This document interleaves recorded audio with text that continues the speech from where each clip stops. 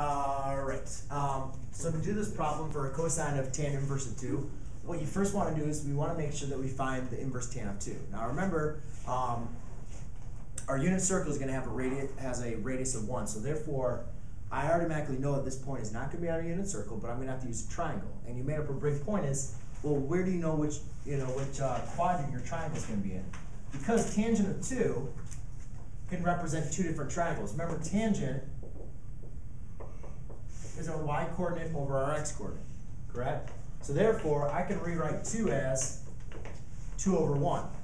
So I can possibly have a 2 over 1, or I could also have a negative 2 over negative 1, right? Because negative 2 over negative 1 would still give you a positive 2, right?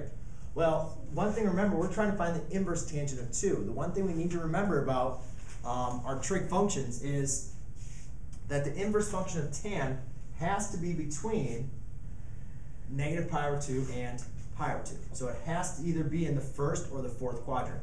That's why I know that this triangle is not going to work for our inverse tangent. So therefore, I have to be using this one.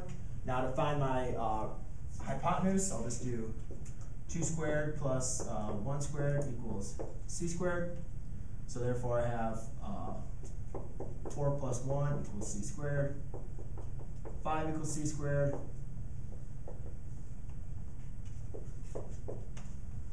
So therefore, my hypotenuse is now square root of 5.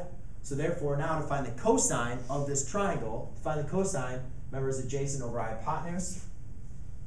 So therefore, cosine of this is going to be your adjacent, which is 1 over your hypotenuse. Now I'm going to have to rationalize the denominator. So I have square root of 5 over 5.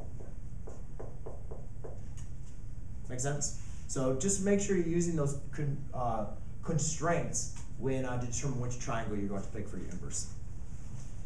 Anybody have any other questions on that? Somebody like me maybe to go over one more?